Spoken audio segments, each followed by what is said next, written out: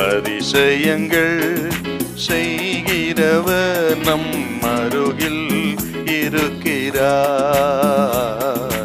அற்புதங்கள் செய்கிறவர் என்றும் நமக்குள் வசிக்கிறார். சங்கீதம் 73 3-4 வசனத்தை கொஞ்சம் வாசிக்க பார்க்கலாம். துன்மார்க்கரின் வாழ்வை நான் காண்கையில் வீம்புக்காரராகிய அவர்கள் மேல் பொறாமை கொண்டே. ஆக துன்மார்க்கரை நான் பார்க்கும் பொழுது வீம்புக்காரராகி அவர்கள் மேல் பொறாமை கொண்டேன். மரண பரியந்தம் அவர்களுக்கு இடுக்கண்கள் இல்லை, அவருடைய பலன் உறுதியா இருக்கிறது. பாடகர் குழுவின் தலைவன் ஆசாப் என்ன பிரச்சனை இருக்குன்னா, கர்த்தருக்காக ஊழியம் செய்கிறார், ஆண்டவருக்காக சகல காரியங்கள் எல்லாம் சகிக்கிறார். எத்தனையோ தேவைகள் மத்தியில, நெருக்கத்தின் மத்தியில உண்மையாய் கர்த்தருக்கு சேவை செய்கிறார். அதே நேரத்தில் ஆண்டவரை பார்க்கிற வரையிலும் அவர் ஊழியம், அவர் ஜீவியம் எல்லாம் சிறப்பா இருக்கிறது, ஆவிக்குரியதா இருக்கிறது.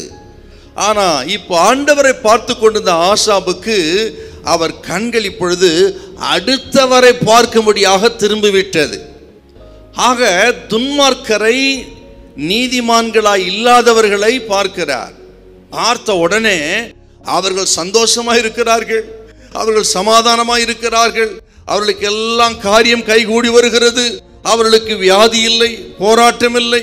ஆக செல்வ செழிப்பாய் இருக்கிறார்கள், பார்ப்பதுக்கு சந்தோஷமாய் சமாதானமாய் இருக்கிறார்கள். ஐயோ அவர்கள் நல்லா இருக்கிறாங்களா, ஆனா ஏன் நிலைமை ரொம்ப கஷ்டமா இருக்கிறது.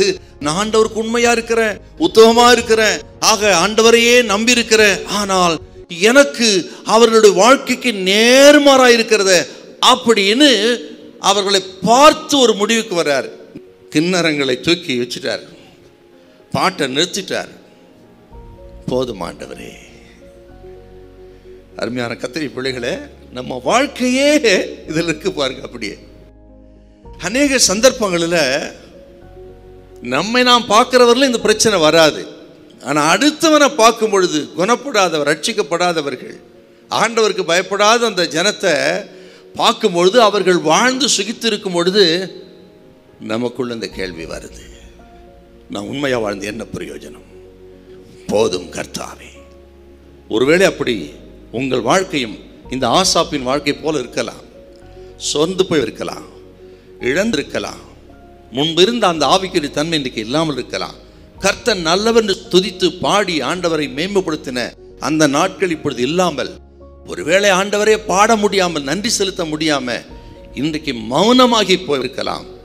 இன்றைக்கு ஆண்டவர் சொல்லுகிறார், நம்ம செய்ய வேண்டிய முதல் காரியம், கர்த்தருக்கு பயப்படாத மக்களை பார்க்கறத முதல்ல நிறுத்தணும். நம்ம அதை நிறுத்திவிட்டு நாம் பார்க்க வேண்டிய ஒரே ஒரு, நம்மை அழைத்த இம்மட்டும் நடத்தின எபனேசராகிய தெய்வத்தை பாருங்கள்.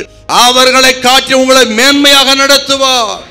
இதுவரை நடத்தின எபனேசராகிய தெய்வம் தொடர்ந்து நடத்துவார தவிர கர்த்தர் உங்களை கைவிடவே மாட்டார். ஹல்லேலூயா, ஹல்லேலூயா.